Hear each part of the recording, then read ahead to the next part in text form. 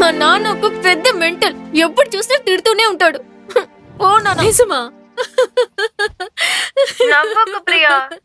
ఈ మాత్రం దానికి మా నాన్న ఆకాశం తల మీద పడ్డట్టు చేస్తున్నాడు. ఇలాంటి నాన్నకి భోజనాలు ఏమైనా కలిపి చేయాలి. సాన్వి, అలా తిట్టకూడదమ్మా. ఎందుకు తిట్టకూడదు? నువ్వు ఊరుకుండు ప్రియా. వీళ్ళకి నా ఫీలింగ్స్ అర్థం కావట్లేదు. అర్థం చేసుకున్నారు కాబట్టే అలా చేస్తున్నారు.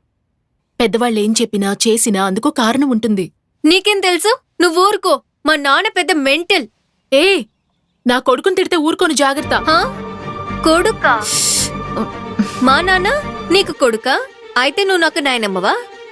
ప్రియా, ఇన్ని రోజులు నేనందరినీ ఆట పట్టించేదాన్ని.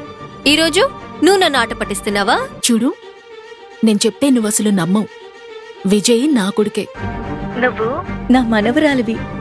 అవునా? ఉండు. నాన్నా, ఏంటమ్మా? త్వరగా ఇక్కడికి రండి. రన్నా. ఏంటమ్మా అది? రండి. వస్తున్నా. ఇదిగోండి ఇదిగోండి, మీ అమ్మగారితో మాట్లాడండి. అమ్మనా?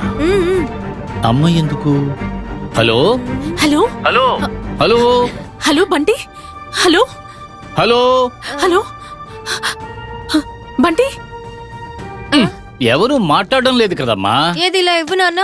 ప్రియా, నాన్న ఫోన్ లోనే ఉన్నారు. ప్రియానా? నువ్వు ఒకసారి అతనితో మాట్లాడు. నాన్న, తీసుకో తీసుకో. ప్రియా ప్రియా, మాట్లాడు మాట్లాడు మాట్లాడు. హలో అమ్మా, నేను నీ కొడుకు బంటిని మాట్లాడుతున్నానమ్మా. నీ గొంతు వినాలని ఎన్ని రోజుల నుంచి వెయిట్ చేస్తున్నానో తెలుసా? మాట్లాడమ్మా. Hello hello Bunty. హలో. ఎవరు మాట్లాడడం లేదమ్మా. చిన్నపిల్లల్లా ఈ ఆటలేంటమ్మా? ఇంకోసారి ఇలా తమాషా చేసావంటే నిన్ను. Hello hello Sanvi. హలో.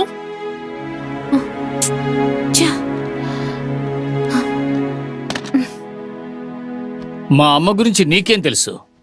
తనకు ఎన్నెన్ని అవార్డులు వచ్చాయి, ఎన్ని గొప్ప కథలు రాసింది, తను ఎంత గొప్ప రచయిత్రో తెలుసా? కావాలంటే ఆ షెల్ఫ్ లో పెట్టాను చూడు, అవన్నీ చదివితే నీకే అర్థమవుతుంది మా అమ్మ నేను ఎంత ప్రేమిస్తున్నాను. దీన్ని చూస్తే నీకే అర్థమవుతుంది. ఇంకా తన జ్ఞాపకాలతోనే జీవిస్తున్నా. చూడు, ఇంకోసారి ఇలాంటి విషయాల్లో నాతో నువ్వు బేళాకోళాలాడేవంటే నేనేం చేస్తానో నాకే తెలీదు. దేనికైనా ఒక లిమిట్ ఉంది. Hello hello Priya. తను కూడా కట్ చేసింది.